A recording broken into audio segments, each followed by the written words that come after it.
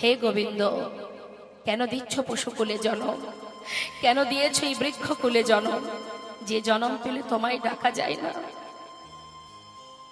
একদিন দুদিন নয় মা, ৮০ লক্ষ জনই কীটপতঙ্গ হয়েছি আমরা। কত কষ্ট করেছি আমরা। একটা লক্ষ্য করে দেখবেন, এই যে হরিবাসরের মধ্যে যদি এখন একটা কোনো গরু বা কোনো কুকুর ঢুকে যায়, অনেক জায়গায় হয়, আসরের মধ্যে প্রবেশ করলে কি করে ভক্তরা তাকে তাড়িয়ে দেয়, তাকে মেরে মেরে তাড়িয়ে দেয়। কেন? তার অধিকার নেই এখানে আসার। ঠাকুর ঘরে যদি কোনো পশু ঢুকে যায়, আমরা তাকে কি ভিতরে যেতে দিই? বরং তাকে বাহির করে দিই। অর্থাৎ সেই পশুগুলি যখন আমরা জন্ম পেয়েছি, আমরাও কিন্তু ভগবানের সেবা করতে পারিনি। কিন্তু একজন মানুষ যদি মন্দিরে যায়, তাকে সাদরে গ্রহণ করে। তাহলে দুর্লভ জনম মানব জনম কেন? যে জনম পেলে অনায়াসে ভগবান কৃপা লাভ করা যায়। কত সহজ উপায় আমাদের। শুধুমাত্র ভক্তি ভরে হৃদয় দিয়ে ভালোবাসো। কি হবে মা? আজ আছি, একটু পরে তো নাও থাকতে পারি। বিচার যদি হয়, বলো মানব কুলে জনম পেয়ে কি করেছো? কি বলবো আমরা?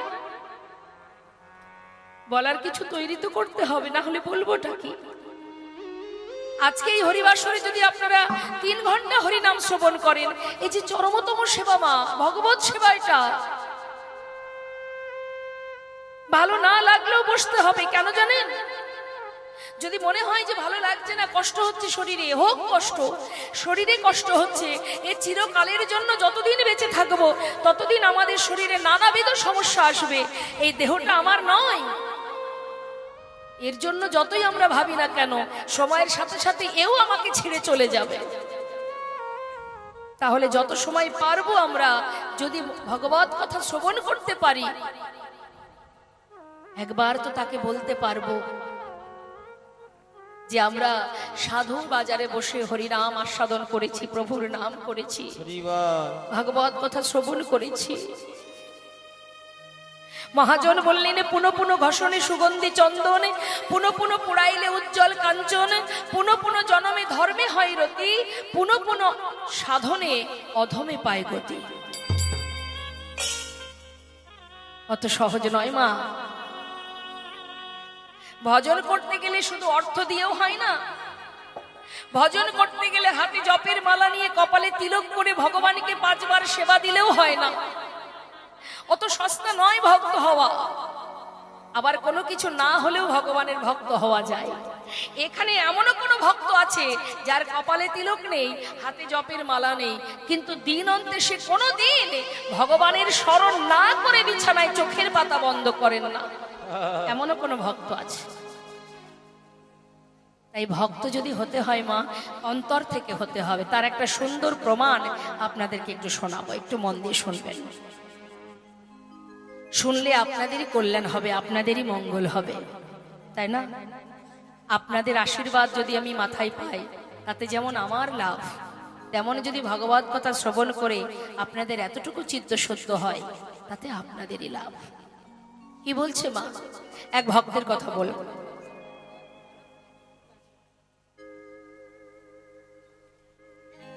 শ্রীখণ্ড নিবাসী মুকুন্দ দাসের একমাত্র পুত্র। একটু মন দিয়ে শুনবেন মা,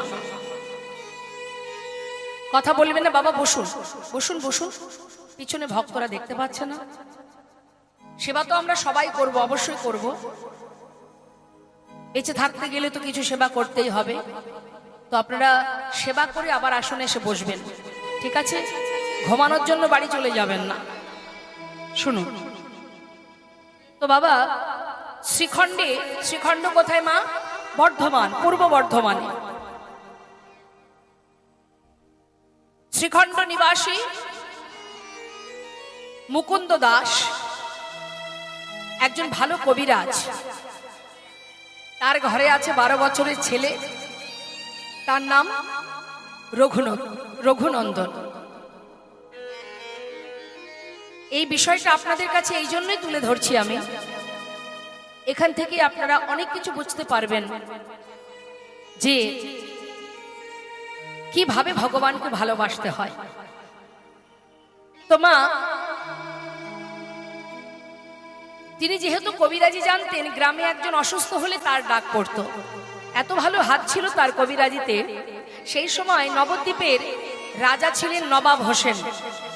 নবাব হোসেন এক সময় অসুস্থ হন, আর অসুস্থ তিনি কোনো রকমে ভালো হতে পারছেন না বলে চুরি করে সকলের আড়ালে ওই মুকুন্দ দাসের ঘরে এসে মুকুন্দ দাসের কাছ থেকে বিভিন্ন রকমের পাচন, অর্থাৎ ওই গাছগাছরা দিয়ে পাচন তৈরি করতো। আগে তো এত মেডিসিন ছিল না, গাছগাছরা দিয়ে সুন্দর করে পাচন তৈরি করে খাওয়ালে রোগ ভালো হয়ে যেত। তা সেই সময় নবাব হোসেন কিন্তু ওই মুকুন্দ দাসের কাছ থেকেই সুস্থ হয়েছিলেন। তা গ্রামে একজন অসুস্থ হয়েছে, তিনি চিন্তায় পড়ে গেছেন, যেহেতু তাকে যেতে হবে। কিন্তু তার প্রতিদিনের নিত্য কর্ম ছিল ঘরে গোপীনাথের সেবা দেওয়া। এখন একা মানুষ দুই দিকে একসাথে কাজ করলে যেটা হয়, তিনি বড় চিন্তায় পড়েছে। মা বাবাকে চিন্তিত দেখে ছোট 12 বছরের ছেলে রঘুনন্দন বলছে, বাবা তুমি কি ভাবছো? কি এত চিন্তা তোমার? তুই বুঝবি না। কেন বুঝবো না? বুঝিয়ে বললেই বুঝবো। তোকে আর কি বলবো, ছোট ছেলে, বয়স 12 বছর। আপনারা নিশ্চয়ই অনুভব করতে পারছেন 12 বছরের শিশু কতই বা বড় হবে।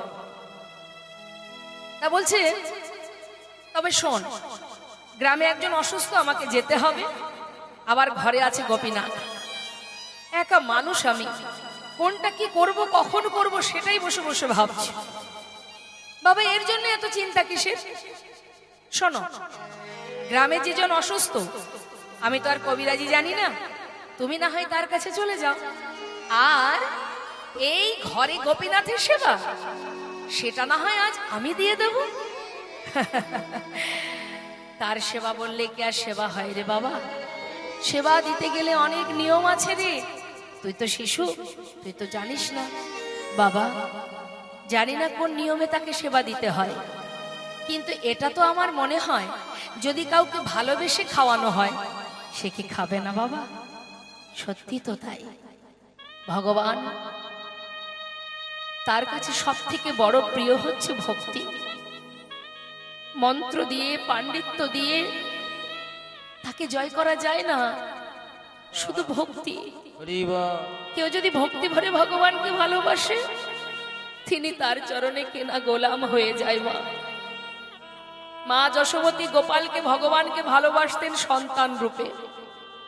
কত লোক, কত কথা, কত ব্রজবাসীরা বলেছেন তোমার গোপাল সাধারণ ছেলে নয়, সে ভগবান।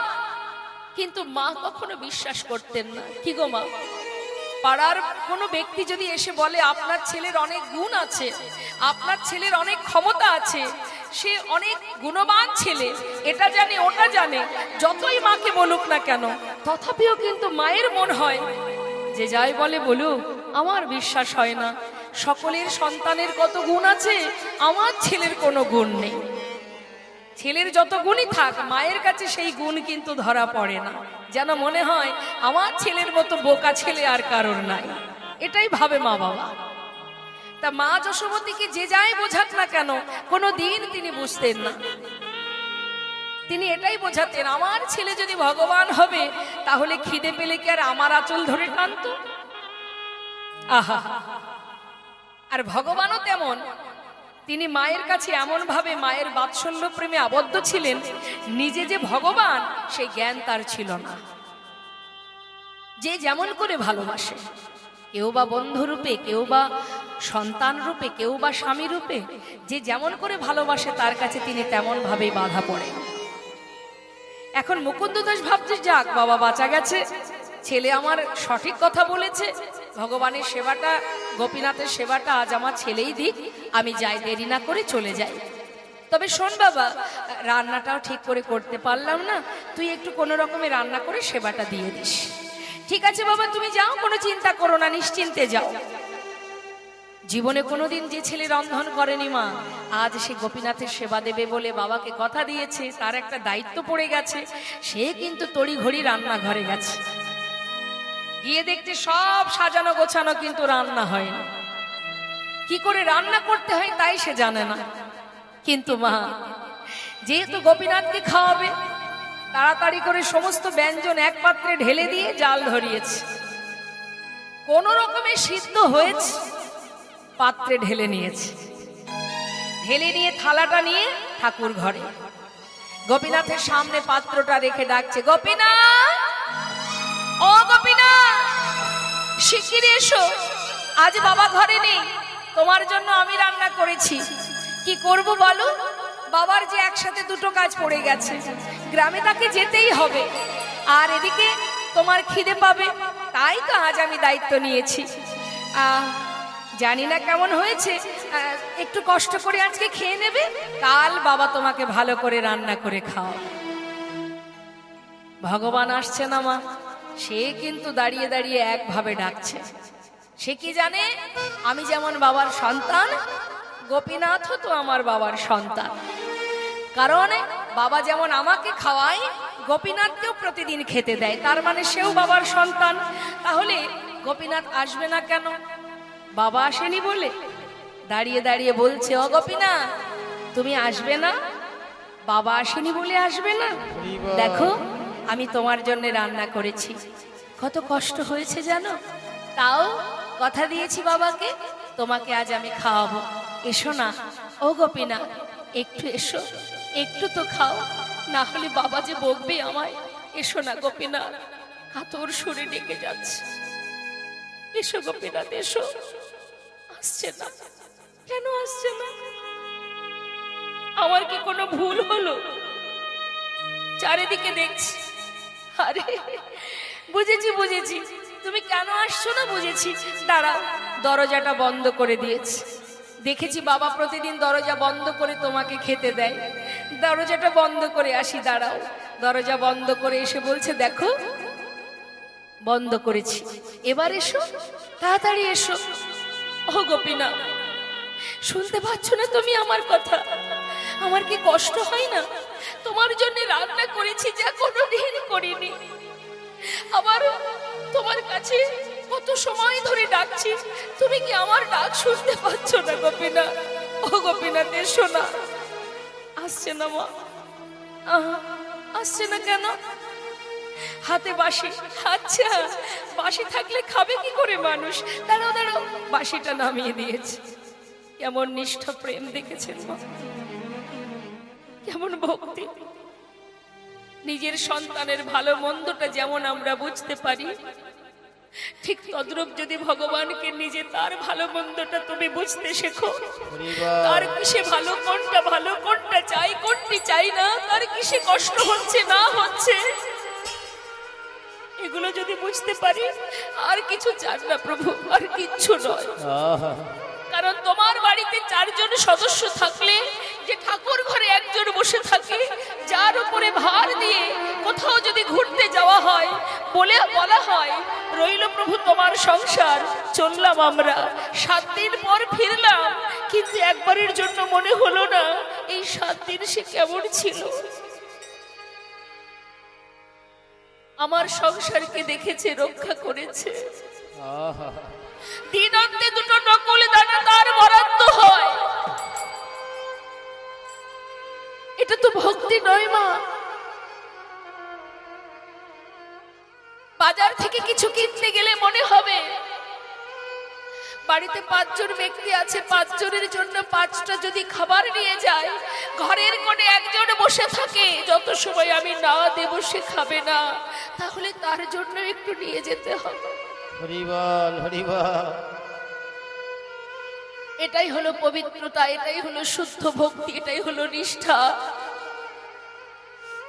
সে আপনার কাছে রাজভোগ চাইবে না, অমৃত ক্ষীর ননি মাখন না, একটা তুলসী পত্র দিয়ে 2 ফোঁটা নয়ন বাড়ি পরিশোধ করলে সে তোমার চরণে দাস হয়ে পড়ে থাকবে। এমনই দয়াল আমার করুণাময়। হরি বল, হরি বল।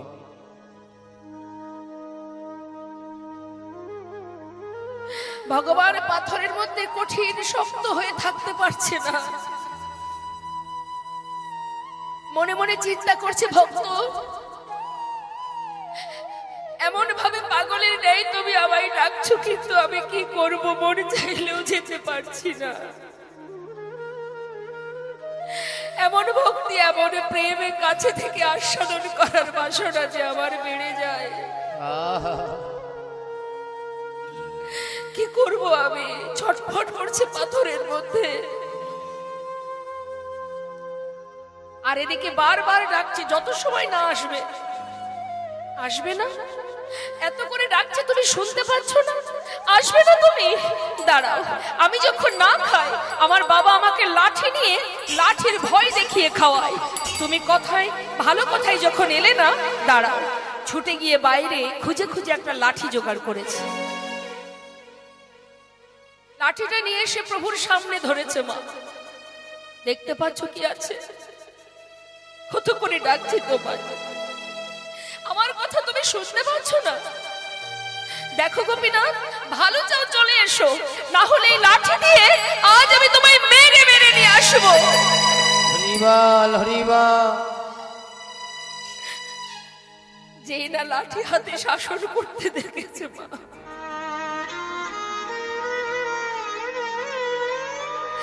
ভগবান আর পারছেন না থাকতে।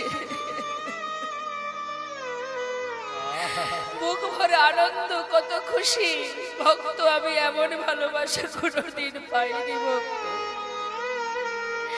এমন করে কেউ আমায় কোনোদিন ভালোবাসেনি। আমি আসছি।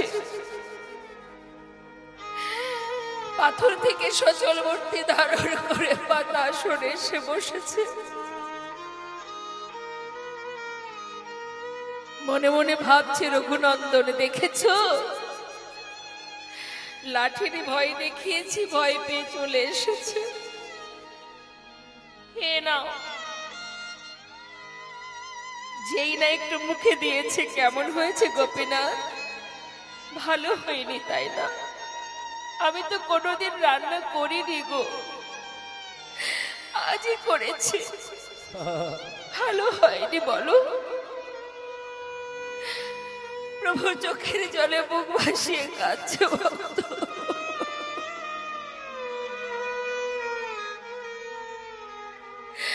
আমি তোমায় কি করে বোঝাবো যে আজ যে রন্ধন আমি পেয়েছি, যে কত সুস্বাদু।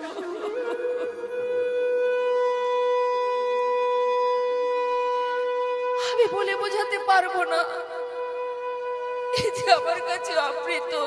হরিবল হরিবল। ভালোবেসে আমাকে খাওয়াবার জন্য তুমি রান্না করেছো। ভক্ত যদি ভালোবেসে প্রভুর সেবার জন্য রন্ধন করে, সে যে আমার কাছে অমৃতের ন্যায়, কি করে খারাপ হতে পারে? মাগো, সামাজিক একটা প্রমাণ বাবা। আপনার বাড়িতে যদি কোনো ব্যক্তি আসে, আপনি যদি ভক্তি ভরে তাকে একটু নুন অন্ন জোঠান, সেই ব্যক্তি কিন্তু আপনার ঘরে সেটাই তৃপ্তি ভরে আস্বাদন করবে। কিন্তু রাজভোগ দিয়ে যদি আপনি তাকে ভালো চোখে না দেখেন, সে কি রাজভোগ খেয়ে খুশি হবে বাবা? হরিবল হরিবল। সবকিছুর আগে ভক্তি। মা সেবা করছে, রঘুনন্দন পাশে দাঁড়িয়ে আছে, আর ভগবান ভক্তের হাতে রান্না পেয়ে আজ ভক্তের ভক্তিতে তিনি পাগল হয়ে সবাইকে ভুলে গিয়ে মনের সুখে সেবা করে যাচ্ছে। প্রায় শেষ, আর নেই, অবশেষে যেটুকু ছিল মুখে তুলতে যাবে, হঠাৎ রঘুনন্দন মাথায় হাত। কি সর্বনাশ, সব খেয়ে নিল গোপীনাথ। আমার জন্য, আমার বাবার জন্য একটুও রাখলো না। ছুটে গিয়ে হাতটা চেপে ধরেছে, গোপীনাথ আর খেও না। কি করলে তুমি? আগে তো আসছিলে না, এসেছো ঠিক আছে, খাচ্ছ, খাও, তাই বলে একটু রাখবে না? তুমি জানো আমি যা রান্না করেছি সব তোমায় দিয়েছি। আমার জন্য, আমার পিতার জন্য কিচ্ছু রইল না। আমরা কি খাবো বলো? ভক্ত, বহুদিন পর তোমার হাতে রান্না পেয়ে না, আজ না কারোর কথা আমার মনে ছিল না। ঠিক আছে, আমার হাতে যেটুকু আছে এটুকু আমি তোমার জন্য রেখে গেলাম, তুমি খেয়ে নিও। সেটুকু নিজে সেবা করে থালাটা ধুয়ে রেখেছে। যথাসময়ে মুকুন্দ দাস গ্রামের কাজ সেরে ঘরে ফিরেছে মা। ঘরে এসে ডাকছে, রঘুনন্দন সেবা দিয়েছিস? হ্যাঁ। যাক, আমার বড় কাজটা করেছিস, আমি বড় চিন্তায় ছিলাম বাবা। যাক শোন, সারাদিন কোথাও একটু প্রসাদ কপালে জোটেনি, তুই একটু প্রসাদ নিয়ে আয়, আমি হাত পা ধুয়ে একটু প্রসাদ সেবা করি, বড্ড খিদে পেয়েছে। বাবা আজ কিন্তু আর প্রসাদ নেই।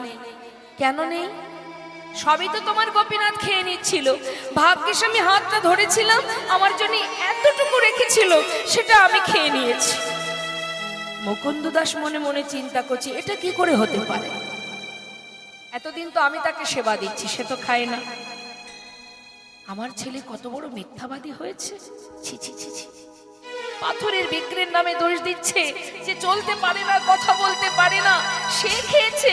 এটা কি করে সম্ভব? যার যেমন ভাব তার তো তেমনই লাভ। সে জানে ওটা পাথর, আর ছোট্ট ছেলেটি জানে সে আমার মতো পিতার সন্তান। তাই তার ভক্তির জোরে ভগবানকে কাছে পেল, দেখতে পেল, কিন্তু সে জানে পাথর, তাই তো তার জীবনেও দেখা হলো না। মনের সন্দেহটা মনে রেখে দিলেন। ছেলেকে হাতে নাতে ধরবে বলে পরের দিন ছেলেকে যাচাই করলেন, পরীক্ষা করলেন। বাবা তুই তো ভালো সেবা দিতে শিখেছিস, যাক আমার আজও গ্রামে যেতে হবে, তা তুই একটা কাজ কর, আজ আর রান্না করতে হবে না, গোপীনাথ নাড়ু খেতে ভালোবাসে, আমার নাড়ু তৈরি করা আছে, তুই একটু সেবা দিয়ে দিস। বেশ বাবা, চিন্তা করতে হবে না, তুমি যাও। মুকুন্দ দাস কোথাও যায়নি মা, মন্দিরের পিছনে কান পেতে আছে। এটা কিন্তু কোনো গল্প নয়, দর্শন করে আসবেন। আমার ভাগ্যে হয়েছে, আমি দর্শন করে এসেছি বর্ধমানে শ্রীখণ্ডে। কান পেতে আছে যে আমার সন্তান যখন মন্দিরে ভোগ নিবেদন করতে যাবে, সেখানে আর কারোর কণ্ঠ শোনা যায় কিনা। এদিকে ছোট্ট বালক পাত্রে নাড়ু সাজিয়ে ঠাকুর ঘরে। গোপীনাথ, বাবা তোমার জন্য নাড়ু পাঠিয়েছে গো, শিগগিরই এসো। জানো বাবা বললো তুমি নাকি নাড়ু খেতে ভালোবাসো। ও গোপীনাথ, আমাকে চিনতে পারছো? কাল এসেছিলাম, আজও এসেছি, আজ কিন্তু আর ডাকতে পারবো না, শিগগিরই চলে এসো। ভগবান কোনো কথা না বলে মা পাথর থেকে সচল রূপ ধারণ করে আসনে এসে বসলেন, আর শুধু বললেন, ভক্ত কেউ যদি ভালোবেসে আমাকে মন থেকে ডাকে, আর তার সেই ডাক যদি আমার কানে একবার আসে, ভক্ত যদি কোনোদিনে ভুলেও যায়, আমি সেই ভক্তকে কখনো ভুলি না। আরে বল, ডাকতে হবে না, চলে এসেছি, নাড়ু খেয়ে নাও। কে করেছে? বাবা। বাবাই করুক আর যেই করুক, আমার ভক্তের হাতের ছোঁয়া তো লেগে আছে, আমি তাতেই খুশি। একটা নাড়ু মুখে দিয়েছে মা। পাশে দাঁড়িয়ে রঘুনন্দন ভাবছে, কালকের মতো দাঁড়িয়ে থাকবো, আর যদি সব খেয়ে নেয়। সে আবার তাড়াতাড়ি করে নিজের ভাগেরটা খাবে বলে একটা নাড়ু পাত্র থেকে তুলে নিয়েছে, তুলে নিয়ে মুখে দিয়েছে, অর্ধেকটা সেবা করেছে। আর যেই না ভালো লেগে গেছে মা, সরল মন, শিশু মন, যেই না মুখে ভালো লেগেছে, সঙ্গে সঙ্গে মুখের এঁঠো নাড়ুটা গোপীনাথের মুখের কাছে ধরেছে। গোপীনাথ, খেয়ে দেখো কত সুন্দর আমার বাবা তৈরি করেছে নাড়ু, কত সুস্বাদু, কত ভালো, খেয়ে দেখো। নিজের এঁঠো নাড়ুটা যখন প্রভুর মুখের কাছে ধরেছে না মা, তার এই নিষ্ঠা ভক্তি দেখে প্রভু আর নিজেকে ধরে রাখতে পারছে না, চোখের জলে মুখ ভাসিয়ে কাঁদছে। আর ভগবান কাঁদছে ভক্তের ভক্তি দেখে, আর ভক্ত মনে মনে ভাবছে আমার এঁঠো নাড়ু দিয়েছি তাই কাঁদছে। গোপীনাথ, আমার এঁঠো নাড়ু দিয়েছি বলে কাঁদছো? আচ্ছা ঠিক আছে, আর দেব না, তুমি কেঁদো না, আমি আর কখনো দেব না। আসলে কি জানো, আমার এত ভালো লেগেছে, আমি আর নিজেকে স্থির রাখতে না পেরে আমার এঁঠো নাড়ুটা ভুল করে তোমার কাছে দিয়েছি। ভগবান বলছে আমি সেজন্য কাঁদছি না ভক্ত, আমি কাঁদছি কেন জানো? এই যে তোমার মুখের এঁঠো নাড়ুটা তুমি আমাকে খাওয়াচ্ছ, তবে কি আমি পারি আমার এই প্রসাদী নাড়ুটা তোমাকে খাওয়িয়ে দিতে? নিশ্চয়। তাহলে এসো, আমি তোমাকে খাওয়াবো, তুমি আমাকে খাওয়াবে। ভগবান তার প্রসাদী নাড়ু খাওয়াচ্ছেন ভক্তের বদনে, আর ভক্ত তার এঁঠো নাড়ু দিচ্ছে ভগবানের বদনে। ভক্ত ভগবানের মধুর মুকুন্দ দাস কান পেতে আছে দেয়ালে। কে? আমার পুত্র ছাড়া আরো যেন কার কণ্ঠ শোনা যায়। তবে কে সে? ছুটে এসে যেই না দরজা খুলেছে, তার আগেই ভগবান অর্ধ নাড়ু হাতে নিয়ে বিগ্রে মিলিত হয়েছে। শুধু দেখতে পেল কি, যার হাতে ছিল বাঁশি, আজ তার হাতে অর্ধ নাড়ু। মুকুন্দ দাস ছুটে গিয়ে নিজের সন্তানের চরণটা জড়িয়ে ধরেছে। পুত্রের চরণে পড়ে চরণ ধরে কাঁদছে, আমায় ক্ষমা করে দে বাবা, ক্ষমা করে দে। আমি তোকে পরীক্ষা করেছি, আমি চিনতে পারিনি। ওরে, এতদিন তাকে আমি সেবা দিয়েছি, কিন্তু আমার সেবা আর তোর সেবা যে পুরোই আলাদা। আমি তাকে সেবা দিয়েছি পাথর ভেবে, তুই সেবা দিয়েছিস নিজের জন ভেবে। তাই তো দেখা পেলি। আমার কাছে আয়, আমার বুকের মাঝে আয়, তোকে একবার জড়িয়ে ধরে আমার অযোগ্য দেহ আমি যোগ্য করি, আমার যোগ্য আমি যোগ্য করি তোর মত ভক্ত সন্তানে আমি জড়ায়ে ধরে আমার অযোগ্য দেহ আমি যোগ্য করি। তোর মতো ভক্ত সন্তানে আমি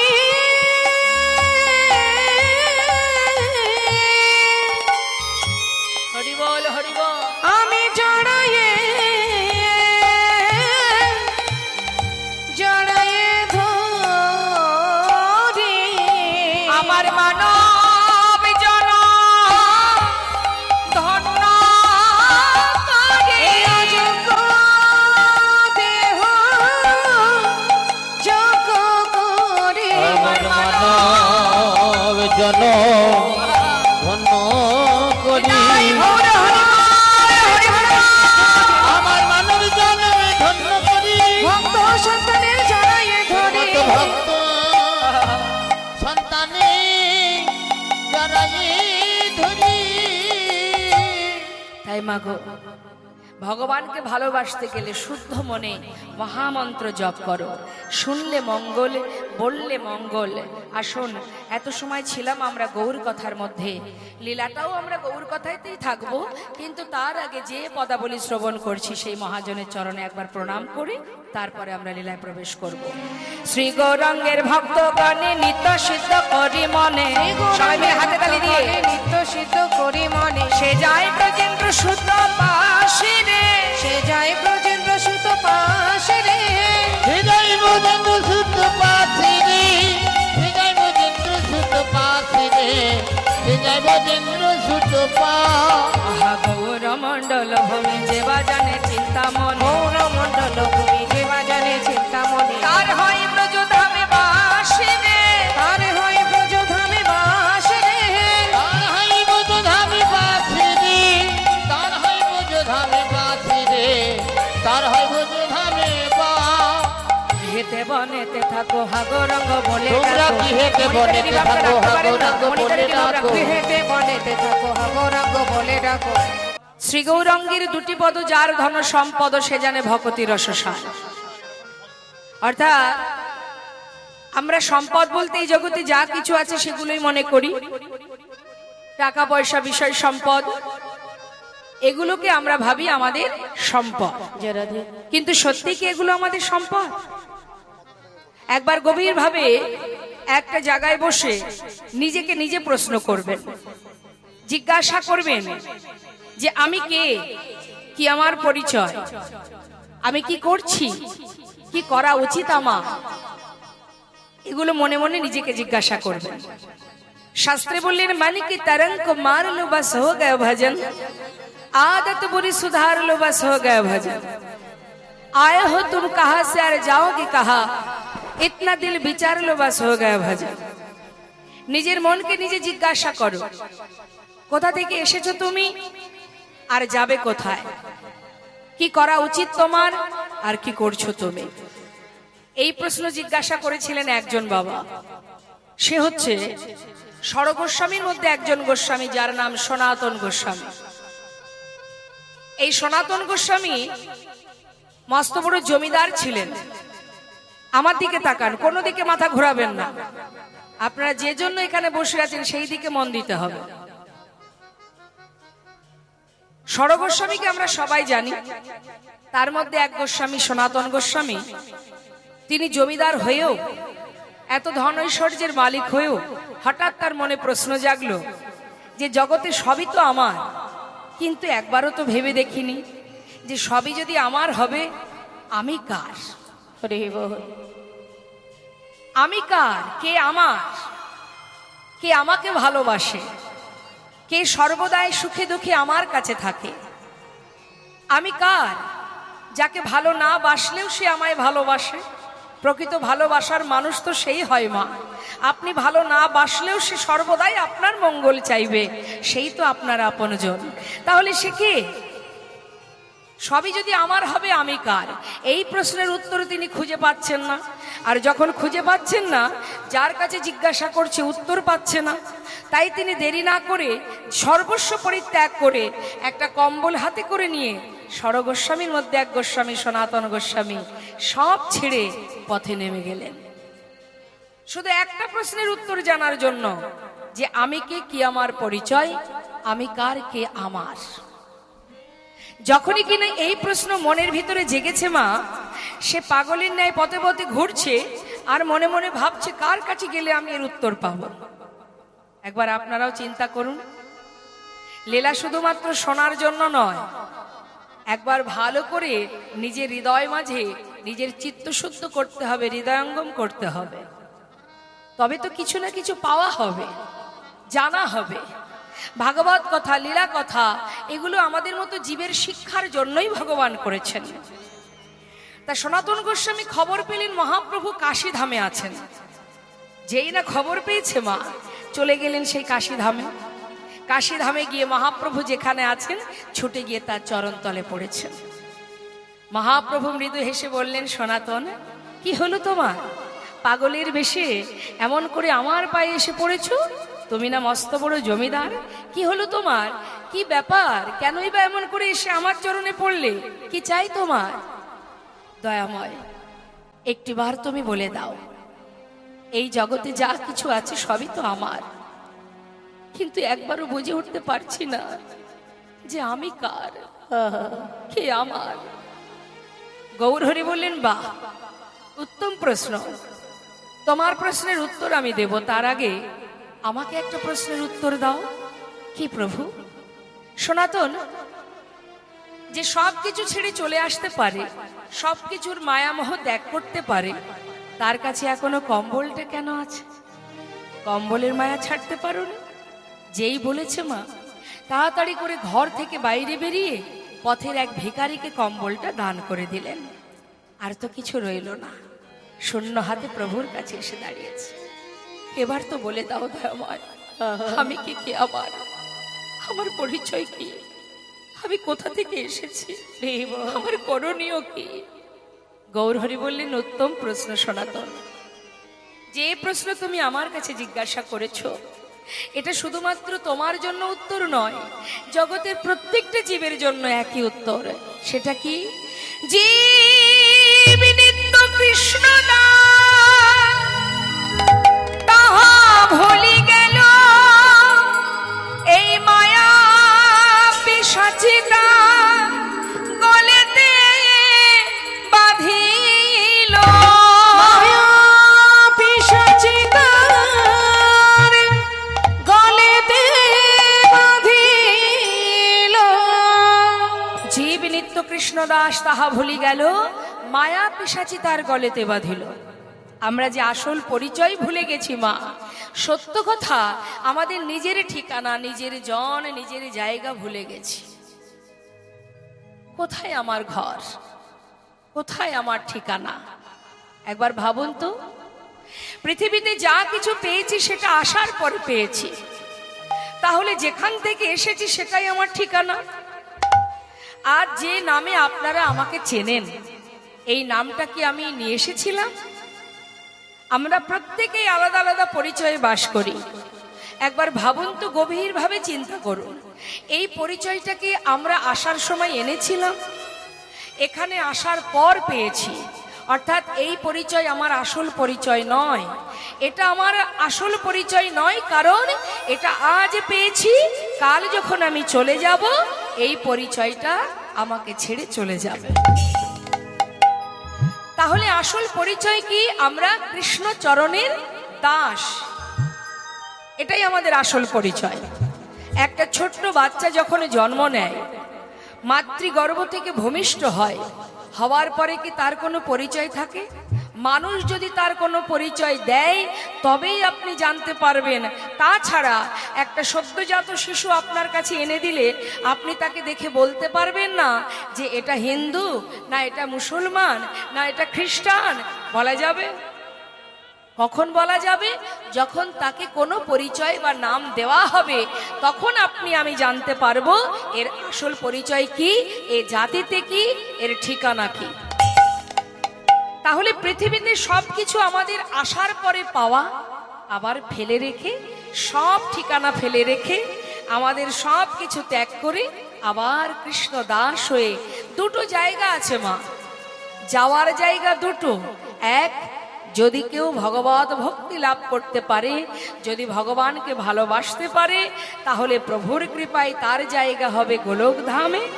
আর যদি কেউ ভগবানকে ভালোবাসে না বাসে, যদি নাস্তিক হয়, তার জায়গা হবে নরকে। এবার আমাদের কর্ম অনুযায়ী আমাদের সিদ্ধান্ত হবে, বিচার হবে।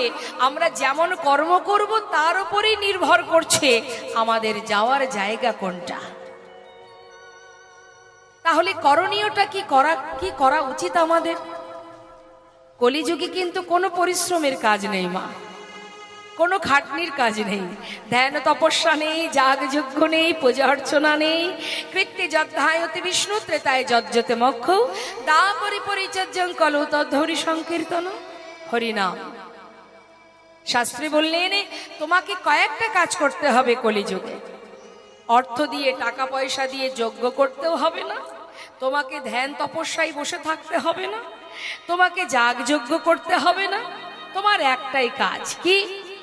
অপবিত্র পবিত্র বা সর্ববস্ত্রাঙ্গত বিবাহ জয়স্বরে পুণ্ডরিকাক্ষ সবাদ অভ্যন্তর সূচি।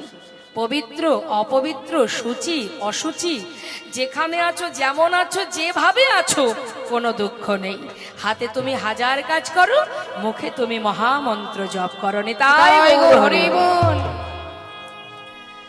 তাহলে সর্বদাই যদি হাজার কাজের মধ্যে দিয়ে আমার বদনে, আমার জিহ্বা, আমার ইন্দ্রিয় যদি নামের মধ্যে ব্রতী থাকে, নামের মধ্যে ডুবে থাকে, তাহলে কি হবে মা? সংসারের জন্য যেটা করছেন ওটা সংসারের কাজ। সারাদিন যে অর্থ উপার্জনের জন্য দিনরাত এক করছেন সেটা সংসারের জন্য। আর নিজে যেটা করবেন, নিজের বদনে যেটা করবেন, সেটা শুধুমাত্র আপনার নিজের জন্য। রাধারানী আয়ানের ঘরণী হয়ে কর্ম করেছে, রন্ধন করেছে, সংসারে শাশুড়ি ননদিনীর গঞ্জনা সয়েছে, কিন্তু এত পরিশ্রম করেছে, এত কাজ করেছে, এত কিছু কথা শুনেছে, সবার কথা মতো চলেছে, কিন্তু তার মন সর্বদাই কোথায় থাকতো? গোবিন্দ চরণে। তিনি শিখিয়ে দিলেন, জীব কোনো অজুহাত নয়। এই সমাজে মনুষ্যকুলে জন্ম পেয়েছো, তুমি যদি তোমার কর্ম না করে কোনো অজুহাত দেখাও, তার জন্য কেউ তোমার ভাগীদার হবে না। তোমার কর্ম যদি তুমি সঠিক করতে পারো, তোমার জায়গায় তুমি পৌঁছে যাবে, কারোর জন্য তোমাকে সেখানে পাঠাবে না। সংসারের জন্য করছো, পরিবার তোমাকে গোলক ধামে দেবে না। তোমার কর্ম, তোমার ভজন, তোমার সাধনা তোমাকে সেই পথে নিয়ে যাবে। এর ভাগ তো কেউ দিতে পারবে না মা। অবশ্যই আপনি আপনার সংসারের প্রতি দায়ী দায়িত্ব পালন করবেন, কিন্তু মুখ এই যে বদল, অন্যান্য যুগে যে খাটনি করতে হতো মা, যে কর্ম আমাদের করতে হতো, মনে করুন ইষ্টদেবকে যদি লাভ করার ইচ্ছা মনে জাগে তাকে যজ্ঞ করতে হতো। ইষ্টদেবকে যদি লাভ করার ইচ্ছা জাগে তাকে ধ্যান করে, যদি ধ্যানে প্রভু সন্তুষ্ট হতেন তবে এসে দেখা দিতেন। তাহলে কত কষ্ট করতে হতো।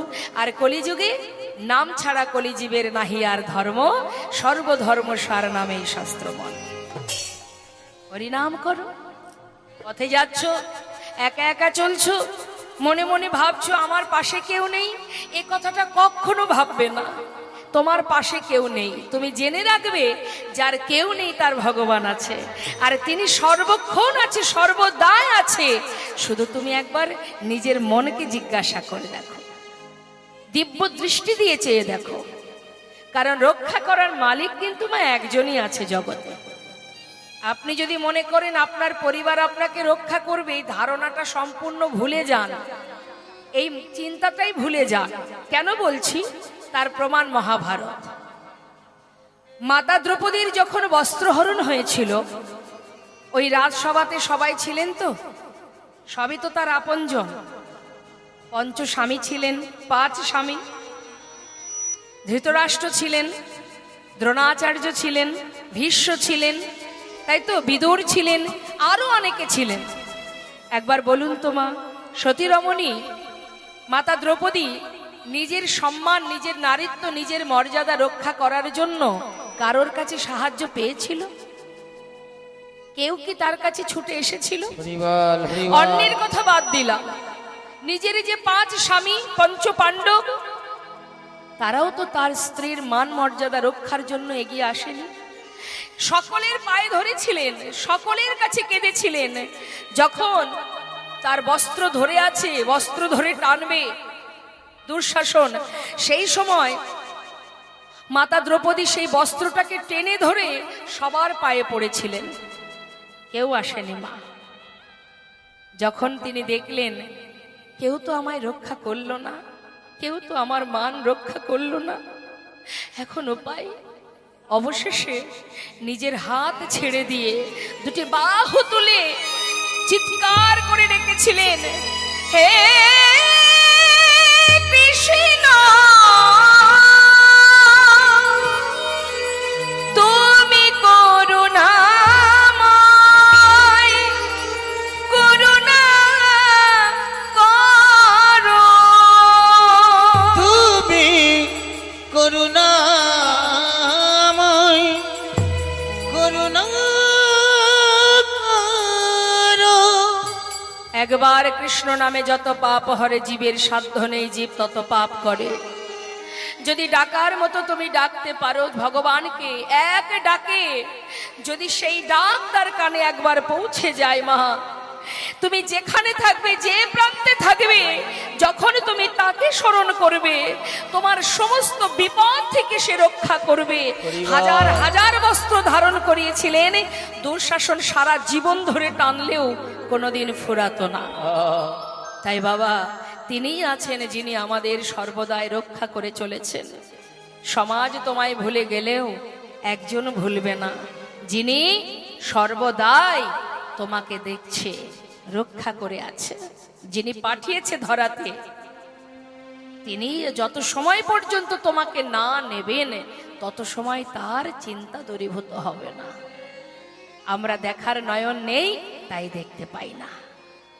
কৃষ্ণ মহাজন বললেন, কিচ্ছু নয়, তোমরা এক কাজ করো, শুধুমাত্র গৌর চরণকে নিজের সম্পদ মনে করো, এই জগতের সব কিছুকে ভুলে যাও, এটা আজ আছে কাল থাকবে না। আমার আগে আমার পিতা ছিলেন এই সম্পদের মালিক, তিনি নেই বলে আজ আমি হয়েছি, আবার আমি যখন থাকবো না আবার কেউ একজন সেই আসনে বসবে। তাহলে জগতে আমার বলতে কিছুই নেই, দেহটাও আমার নয়। তাহলে আমার বলতে শুধুমাত্র কি, যেখান থেকে আসা, ঠিকানাটা কোথায়? ভগবানের রাঙা চরণ তলে, সেটাই আমাদের জায়গা, কারণ আমরা তারই অংশ। তারই শক্তি আমরা সাক্ষাৎ, আমরা চেতনা। তাই বাবা আজ বৈষ্ণব মহাজন বললেন, ভগবানের চরণকে নিজের জায়গা, নিজের ঠিকানা ভাবো, আর মুখে হরি নাম করো, আর দুফোঁটা নয়ন বাড়ি বরিশন করো। কাঁদতে যদি হয় নিজের জন্য কাঁদো, সংসারের জন্য নয়। নিজের জন্য কাঁদো, যে কথা দিয়ে এসেছিলাম সে কথা রাখতে পারিনি প্রভু, তাই তোমার চরণে জানিয়ে রাখি, আমার হাজার অপরাধ দূরীভূত করে কৃপা করে তুমি তোমার চরণে আমাকে ঠাঁই দিও। বৈষ্ণব মহাজন বললেন, মুখে হরিনাম গাও, হরিনাম শ্রবণ করো, সাধু সঙ্গ করো। নাম গাইলে কি হবে, নাম শুনলে কি হবে, শুনুন, আমরা একটা একটা করে শুনবো। কি বলছে মহাজন? যদি কেউ হরিনাম শোনে তার কি উপকার? শ্রী গৌরাঙ্গের মধুর লীলা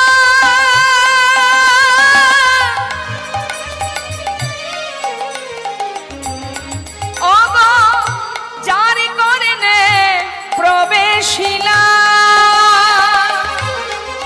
আমার গৌরাঙ্গের মধুর মধুর লীলা, ও গোজার করনে প্রবেশিলা, হৃদয় নির্মল ভেলতা, হৃদয় মল ভেলতা, অজ্ঞান ধারে যায় গো দূরে, অজ্ঞান ধার জয় গো দূরে, যে জন হরিনাম শ্রবণ করে, ও তার অজ্ঞান ধার যায় গো দূরে।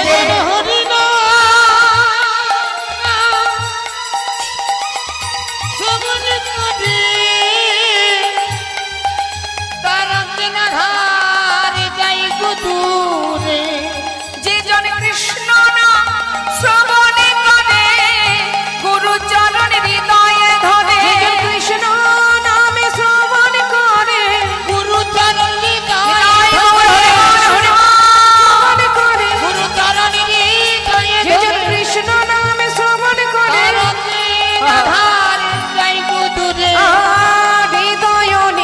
হৃদয় মল ভেলতা, কি বললেন মা? ঠাকুর নরোত্তম দাসের এই পদাবলী শ্রবণ করলাম, চলে যাব আমরা লীলা কথায়। তবে তার আগে নবদ্বীপে যাব আমরা সবাই উলুধ্বনি হরিধ্বনি করে, জয় রাধে সব জনিতা জয় বল। চলুন একবার দুটি বাহু তুলে সবাই মিলে হরিনাম মহামন্ত্র জপ করতে করতে নবদ্বীপ ধামে, হ্যাঁ সবাই মহামন্ত্র জপ করব। সবাই গাইবেন তো আমার সঙ্গে? আমি গাইবো, আমার শেষ হলে আপনারা গাইবেন। আমাদেরকে হাত তুলুন।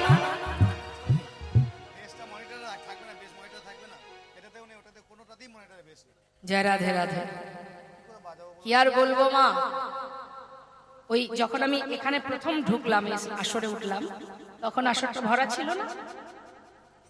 এই যে দেখতে পাচ্ছেন এখন আম গাছে প্রচুর মুকুল হচ্ছে, হ্যাঁ সব মুকুল অবশেষে শেষ পর্যন্ত থাকবে,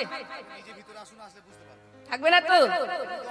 তার মানে এক মালিকের আম বাগানে প্রচুর মুকুল হয়েছে। মালিক বলছে, বাবা এত মুকুল হয়েছে, তার মানে অনেক আম হবে, আর অনেক আম হলে বহুদিন গোবিন্দ সেবা হবে। মালিক খুব খুশি মা। কিন্তু কি হলো, মুকুল হবার পর কি হয়? এই যে আসছে শীতের ঠান্ডা কুয়াশা, কুয়াশা কুয়াশা এসে অনেক মুকুল নষ্ট করে দেয় না? মালিক ভাবছে তাতে আর কি আছে, নাইবা কিছু গেল, আরো তো অনেক আছে। এটাও কিন্তু গোবিন্দের আম বাগান, প্রচুর মুকুল ছিল না?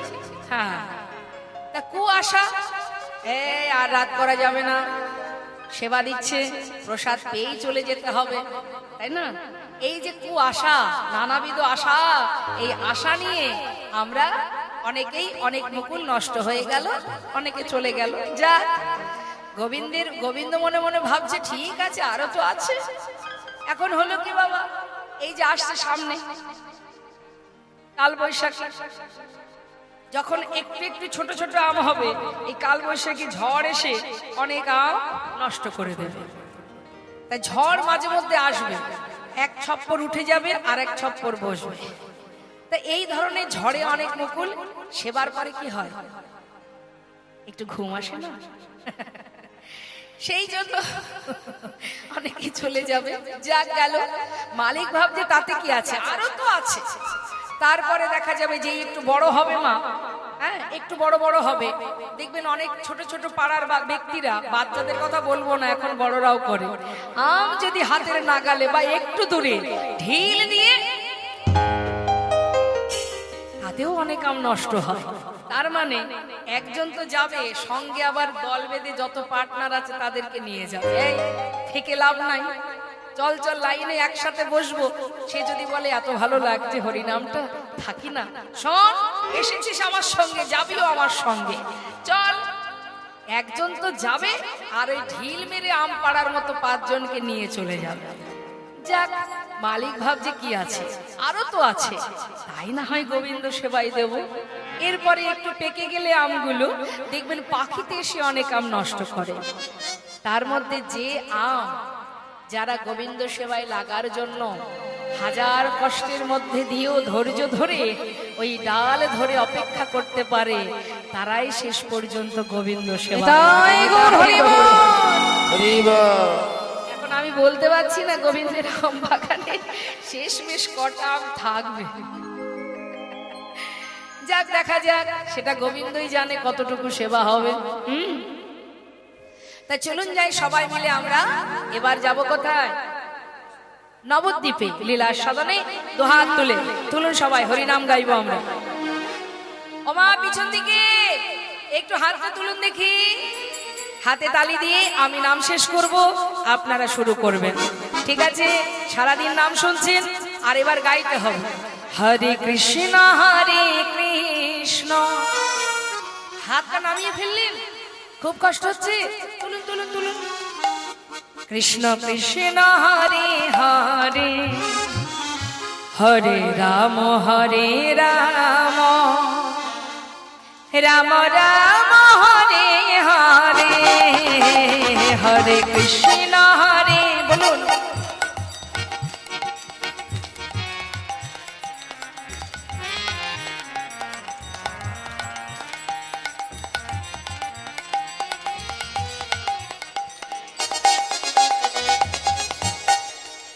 খিদে পেয়েছে,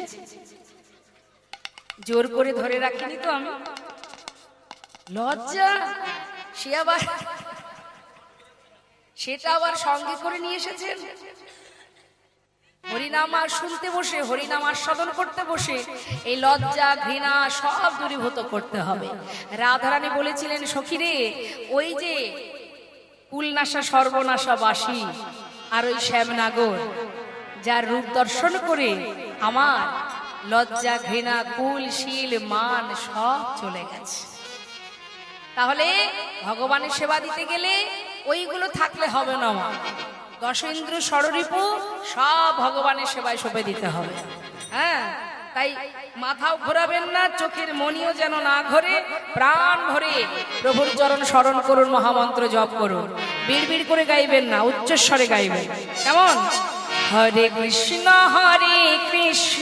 হ্যাঁ, কৃষ্ণ কৃষ্ণ হরে হরে, হরে রাম রাম, রাম রাম হরে হরে, হরে কৃষ্ণ হরে।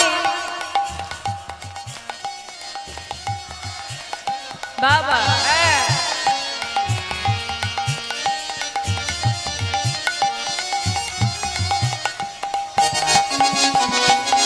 হরে কৃষ্ণ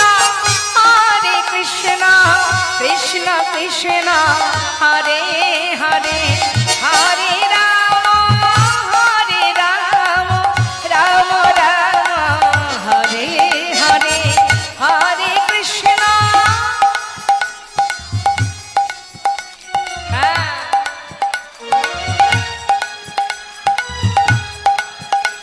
বাবা হরে কৃষ্ণ কৃষ্ণ কৃষ্ণ হরে হরে, হরে রাম রাম রাম হরে বলো হরে কৃষ্ণ কৃষ্ণ কৃষ্ণ হরে হরে হরে রাম রাম রাম হরে হরে হরে কৃষ্ণ কৃষ্ণ কৃষ্ণ হরে হরে হরে রাম রাম রাম হরে হরে হরে কৃষ্ণ কৃষ্ণ কৃষ্ণ কৃষ্ণ হরে হরে হরে রাম রাম রাম হরে হরে কৃষ্ণ হরে নিতাই গৌর হরি বল হরি বল। হরে রাম রাম রাম হরে হরে হরে কৃষ্ণ কৃষ্ণ কৃষ্ণ হরে হরে হরে রাম রাম রাম রাম হরে হরে হরি বল নিতাই গৌর হরি বল। নবদ্বীপ ধাম কি, গৌর সুন্দর কি, পঞ্চতত্ত্ব কি, গঙ্গা মা কি, জয়। নিতাই গৌর হরি বল হরি বল। যখনই হরিনাম হবে উচ্চ স্বরে হরিনাম করবেন, যখনই জয়ধ্বনি হবে উচ্চ স্বরে করবেন। এগুলো গোবিন্দের সংসারে কাজ, যা করছেন সেগুলো ভূতের কাজ। সংসারে যেগুলো করছেন, শাস্ত্রে বললেন মানুষ আকার হইলে কি হয়, করহ ভূতের কাম, তা না হইলে কখনো কি বলহ গোবিন্দ নাম। অর্থাৎ এই সংসার আজও থাকবে, আমি চলে গেলেও থাকবে, আমি আসার আগেও ছিল। অর্থাৎ গোবিন্দের সংসারে যে যা কর্ম করবেন সেটা তার জন্য থাকবে। ওমা আসতে সে ধাম নবদ্বীপের মাঝে নদিয়ার চাঁদ গৌর সুন্দর, যিনি হরিনাম জীবের দ্বারে দ্বারে দিয়েছেন বলে আজ আমরা সবাই পেয়েছি সেই নাম। গৌর হরির কৃপায় পেয়েছি, রাধা গোবিন্দের মধুর মধুর লীলা শ্রবণ করতে পারছি। প্রভু যদি না জানাতেন, যদি গৌর না হইতো কেমনে হইতো, কেমনে ধরিতাম দে রাধার মহিমা প্রেম রসসীমা জগতে জানাতো কে? তার কৃপায় আমরা সব পেয়েছি। আর সেই করুণাময় গৌর সুন্দর একবার নয়, যুগে যুগে এসেছেন ধর্মকে রক্ষা করার জন্য। যদা যদা হি ধর্মস্য গ্লানি, যখনই ধর্মের গ্লানি হয়েছে তখনই তিনি এই ভারতবর্ষে এসেছেন। একবার নয়, 4 বার। সাধুদেরকে পরিত্রাণ করেছেন, দুষ্টুকে নাশ করেছেন, ধর্মকে রক্ষা করেছেন, সবকিছু ভুলে গিয়ে জীবের কল্যাণের জন্য। একবার ভেবে দেখুন, বৃন্দাবনে কৃষ্ণ অবতারে মা যশোমতীর কাছে কতদিন ছিলেন? জন্মানোর আগেই তার পিতা মাতাকে কারাগারে বন্দী করে দিল। কংসের কারাগারে যতদিন গোবিন্দ না এসেছেন ততদিন মা বাবা কারাগারে আবদ্ধ ছিলেন। যেই না ভূমিষ্ঠ হলো, মায়ের স্তনদুগ্ধ পেল না, মাথায় করে নিয়ে গোকুলে দিয়ে এলেন। সেখানে গিয়ে মা যশোমতীকে মাতৃরূপে পেলেন। পাওয়ার পরেও বাবা সেখানেও গোবিন্দের শান্তি নাই। কংস মহারাজ এক এক সময় এক একজনকে পাঠিয়ে তাকে বধ করার চেষ্টা করলেন।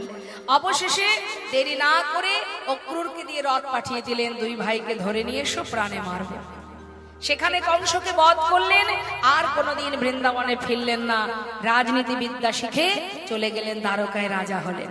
আর সেখানেই তার লীলা সমাপ্ত করলেন। তারপর শেষ হয়ে গেল। তাহলে মা গোবিন্দ নিজের কল্যাণের জন্য কুরুক্ষেত্রের যুদ্ধ, জীবের কল্যাণের জন্য ধর্মকে রক্ষা করা।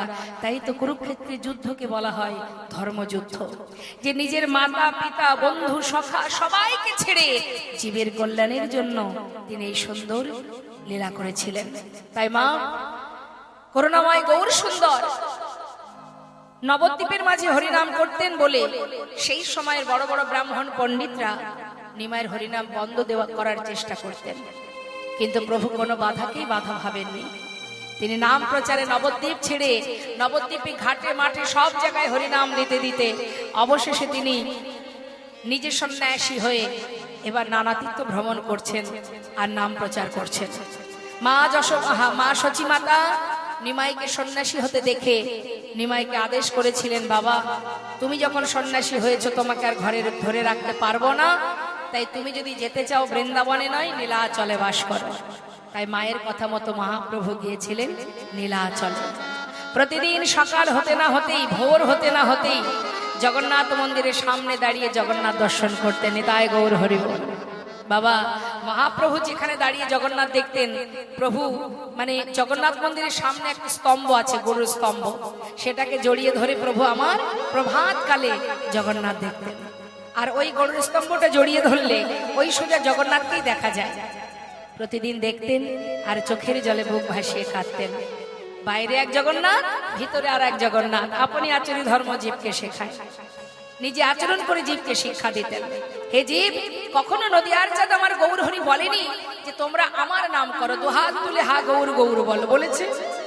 অন্যান্য যুগে ভগবান তিনি কিন্তু বলেছেন আমাকে ভালোবাসো, আমি তোমার মনোবাঞ্ছা পূর্ণ করব। কিন্তু কলিতে মহাপ্রভু এমনই প্রেমময়, এমনই দয়াল ছিলেন, তিনি কখনোই বলতেন না তোমরা হা গৌর গৌর বলে কাঁদো। সর্বদাই তিনি এটাই শিক্ষা দিতেন, হে জীব, আমার মতো করে দুটি বাহু তোলো আর আমার মতো করে মুখে কৃষ্ণ কৃষ্ণ কৃষ্ণ বলো। রাধা কৃষ্ণ মিলিত তনু গৌর সুন্দর। যদি যুগল কেউ দেখতে চায় তাহলে রাধা গোবিন্দকে দেখলেই যুগল হয়ে যায়। আবার যদি কেউ যুগল দেখতে চায় নবদ্বীপে গৌর হরিকে দেখলেই যুগল দেখা হয়। কারণ তার মধ্যে দুটো দেহ আছে, রাধাও আছে কৃষ্ণও আছে, দুই দেহ এক হয়ে তো গৌর হয়েছে। তাহলে গৌরকে দেখলে যুগল দেখা আমাদের হয়ে যায় মা, তাই না? তাই আজ মহাপ্রভু সন্ন্যাস ধর্ম গ্রহণ করে নীলাচলে জগন্নাথ দর্শন করে প্রতিদিন প্রভাতকালে জগন্নাথের সম্মুখে তিনি হরিনাম কৃষ্ণ নাম করেন। হে জীব, তোমরা সবাই আমার সাথে বলো। কি বলবো প্রভু? অগণিত ভক্ত, গৌর হরির ভক্তরা যারা পুরীধামে আছে তারা প্রভুর ভক্ত হয়েছেন। আবার নবদ্বীপ থেকে যখন ভক্তরা জেনেছেন, যারা পার্শ্বদ ছিলেন প্রভুর সঙ্গে থাকতেন নবদ্বীপে, তারা যখন জানতে পারলেন যে প্রভু সন্ন্যাসী হয়ে চলে যাচ্ছে, তারা তো প্রভুকে ছেড়ে থাকতে পারবে না। যারা প্রকৃত ভালোবাসে ভগবানকে, তারা কি ভগবানকে ছেড়ে থাকতে পারবে? তাই তারাও সংসার ছেড়ে প্রভুর সাথে চলে যান চিরতরে। তাদের নিয়ে প্রতিদিন তিনি নামে মত্ত থাকেন। প্রভাত সময় হলো, কৃষ্ণ কৃষ্ণ বলো। ওই না প্রভাত সময় হলো,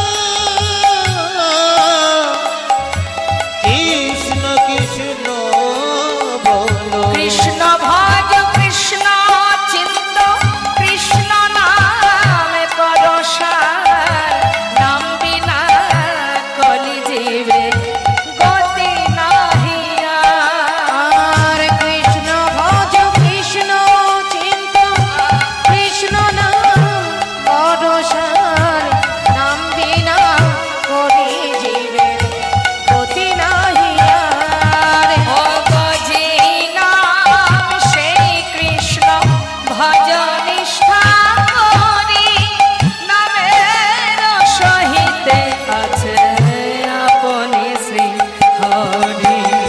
নামে ভজ নামে চিন্ত, নামে পরশার। হরি বল হরি বল হরি বল হরি বল।